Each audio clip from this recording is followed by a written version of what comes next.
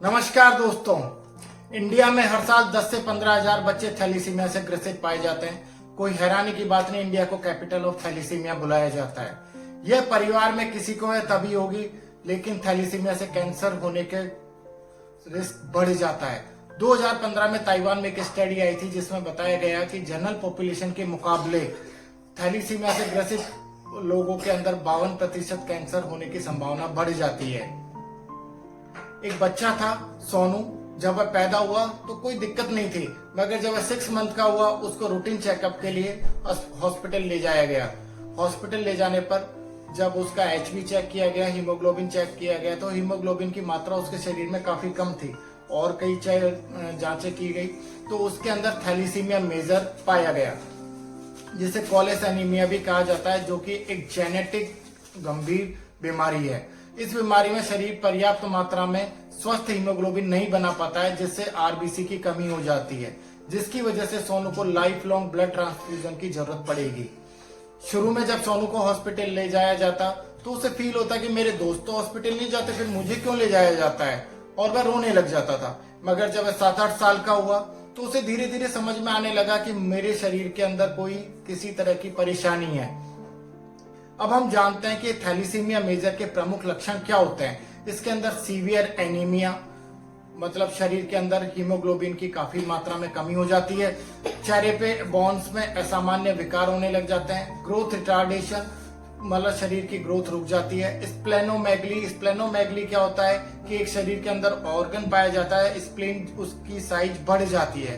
Hepatomegaly, liver की size का बढ़ जाना भी हेपेटोमेगली कहलाता है। शरीर में अत्यधिक थकान और कमजोरी महसूस होने लग जाती है। थैलीसीमिया मेजर आमतौर पर बच्चे के जीवन के पहले 6 मंथ के बाद ही दिखाई दिया जाता है, जब शरीर में सामान्य हीमोग्लोबिन बनना शुरू हो जाता है।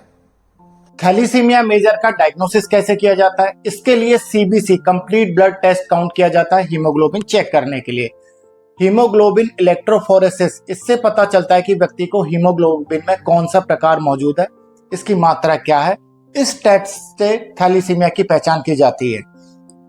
जेनेटिक टेस्टिंग, इससे पता चलता है कि थैलीसीमिया किस प्रकार की जेनेटिक समस्या के कारण हो रहा है।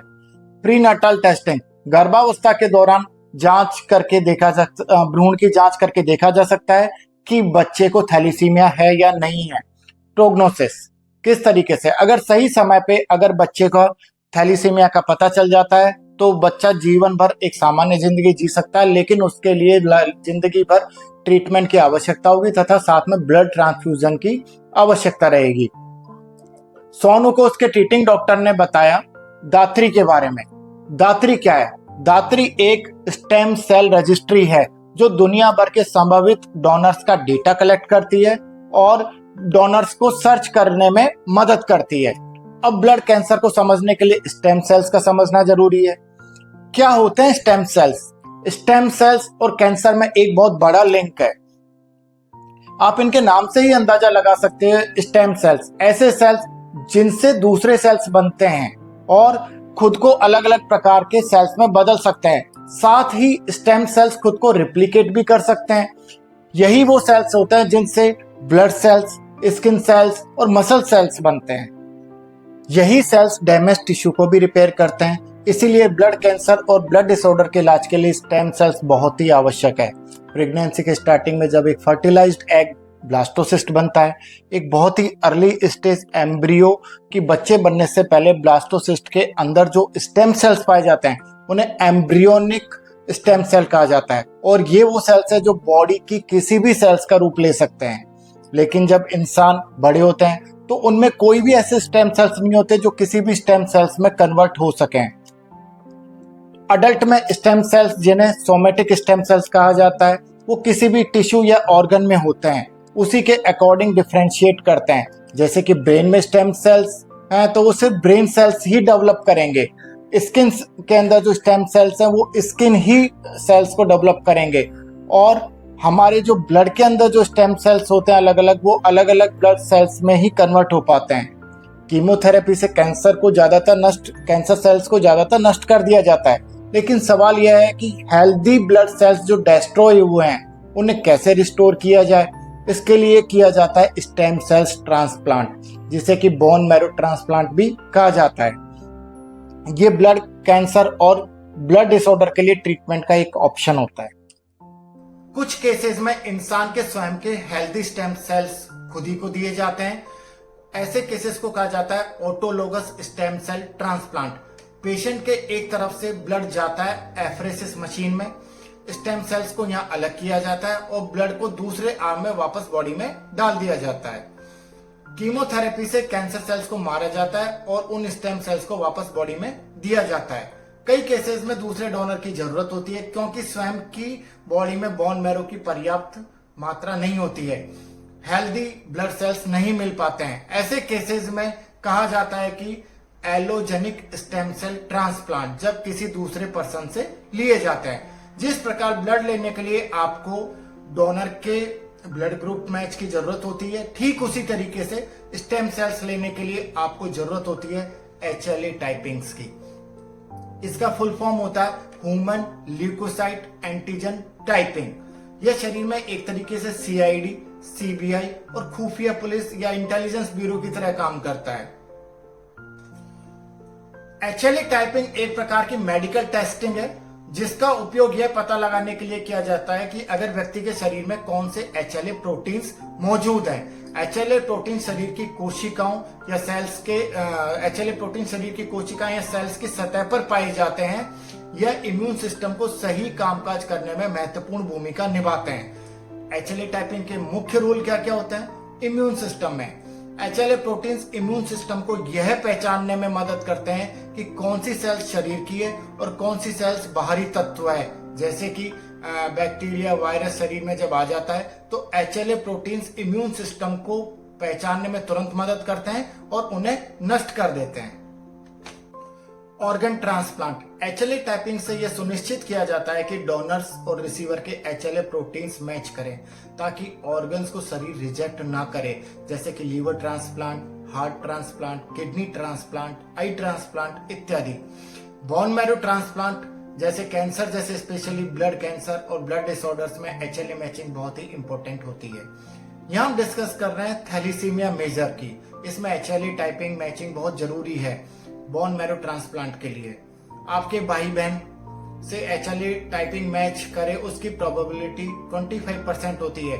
आपके पेरेंट्स से यह बिल्कुल भी मैच नहीं कर सकता क्योंकि आपके अंदर क्रोमोसोम्स माता और पिता दोनों साइड से आते हैं। अगर भाई बहन के साथ मैच नहीं कर रहा है तो अनरिलेटेड पर्सन के साथ HLA टाइपिंग मैच करने की प्रोबेबिलिटी चांसेस बहुत कम हो जाते हैं। 1 लाख में से 1 दुनिया में 1 लाख में से 1 ही इंसान मिलेगा जिससे आपका HLA टाइपिंग मैच कर रहा हो। कैसे सर्च किए जाते हैं मैचिंग डोनर्स ऐसे केसेस में? यहाँ रूल आता है स्टेम सेल रजिस्ट्री दात्री का। यह अपना डेटाबेस बना के रखते हैं जो कि वर्ल्ड वाइड डेटाबेस होता है। इस डेटाबेस में से ही सोनू को एक डोनर मिल गया। वही सोनू जिसकी कहानी मैंने आपको वीडियो के स्टार्टिंग में बताई थी। मिस्टर गगन ये डोनर थे जो कि जयपुर से थे, जो कि एक पेशे से प्रोफेशनल इंजीनियर हैं, जिन्होंने एक बार कहीं से दात्री के बारे में सुना था और अपना HLA सैंपल टेस्ट करवाया था और अपने आप को दात्री के अंदर रजिस्टर्ड करवाया था। HLA टेस्टिंग में एक स्वैब सैंपल लिया जाता है जो कि मुंह के अंदर डार्कल गार के पास से स्वैब सैंपल लिया जाता है। गगन को जब दात्री से कॉल आई तो उन्होंने बेझिझक हाँ कहा और सोनू को डोनेट कर दिए अपने stem cells. Stem cell donation सुनने में तो बहुत ही भारी भरकम शब्द लगता है, लेकिन यह 3 से 4 आवर्स का एक सिंपल प्रोसीजर होता है। स्टेम सेल डोनेट करने के लिए आपको अपने दात्री के नजदीकी केंद्र जाना होता है और आगे की प्रक्रिया सिंपल ब्लड डोनेशन की तरह होती है। इसमें सिर्फ एक ही फर्क होता है, जब आपका ब्लड आपके हाथ से निकाला जाता है तो उस ब्लड को एक मशीन में भेजा जाता है जहां स्टेम सेल्स को अलग कर लिया जाता है, फिर वही ब्लड आपके शरीर में वापस भेज दिया जाता है। बेसिकली आपके ब्लड में से सिर्फ स्टेम सेल्स निकाले जाते हैं, आपकी ब्लड वापस आपकी बॉडी में आ जाता है। इस प्रोसेस को PBSC peripheral blood stem cell donation कहा जाता है। जैसे हम जानते हैं कि स्टेम सेल खुद को रीजनरेट कर सकते हैं और बॉडी कुछ समय बाद ही स्टेम सेल को रीजनरेट कर लेती है। ठीक इस तरह गगन ने स्टेम सेल डोनेशन करके सोनू की जान बचाई। सोनू आज बिल्कुल पूरी तरीके से हेल्दी है आप भी इसी तरीके से किसी की जान बचा सकते हैं और आप किसी के लिए मसीहा बन सकते हैं। वीडियो देखने वाले सभी व्यूअर्स अगर रजिस्टर करें तो हम ब्लड कैंसर को एक कड़ी टक्कर दे सकते हैं। मैं उम्मीद करता हूं आप में से किसी को ब्लड कैंसर या ब्लड डिसऑर्डर कभी किसी तरह का नहीं है और ईश्वर से प्रार्थना करता हूं कभी ना हो। फिर भी आप अपना HLA टाइपिंग पता कर सकते हैं और पता करके रखेंगे तो अच्छी बात है। डिस्क्रिप्शन और कमेंट बॉक्स में लिंक पर क्लिक करना है और एक ऑनलाइन फॉर्म आएगा। उस फॉर्म में बेसिक इंफॉर्मेशन डिटेल्स भरनी है, जैसे नेम, एज, आपका एड्रेस, आप ये सारी डिटेल्स भरने के बाद रजिस्टर्ड करने के कुछ दिन बाद आपके किट में होगी clean sterilised buccal swabs envelope, consent form और इंस्ट्रक्शन सीट। इस इंस्ट्रक्शन सीट को फॉलो करते हुए आपको अपना स्वैप सैंपल लेना है और सैंपल को निर्देशित पते पर वापस भेजना है। सैंपल की जांच के बाद आपकी जानकारी दात्री की रजिस्ट्री में जोड़ दी जाएगी। आप लिंक को ओपन करने पर आपको सारी जानकारी भी मिल जाएगी। जब किसी मरीज को बोन मैरो ट्रांसप्लांट की जरूरत होगी तो आपके HLA टाइपिंग मैच करती है तो दात्री की टीम आपसे संपर्क करेगी। डोनेशन के लिए सहमति देना पूरी तरीके से आपकी इच्छा पर निर्भर करता है। दात्री में रजिस्टर्ड होने पर आप एक जीवन रक्षक बन सकते हैं। भारत में आज भी लाखों लोग ऐसे हैं जिन्हें बोन मैरो ट्रांसप्लांट की जरूरत है और आपकी स्टेम सेल्स किसी की जीवन को बचाने में अहम भूमिका निभा सकती है। अगर आप डिस्क्रिप्शन और या कमेंट बॉक्स के लिंक पर क्लिक नहीं करना चाहते हैं तो ऑनलाइन आप गूगल पे जाकर के भी दात्री के बारे में पूरी डिटेल में पढ़ सकते हैं और पूरी जानकारी जुटा सकते हैं और वहां से भी अपने आप को ऑनलाइन फॉर्म सर्च करके और डायरेक्टली रजिस्टर्ड कर सकते हैं। धन्यवाद।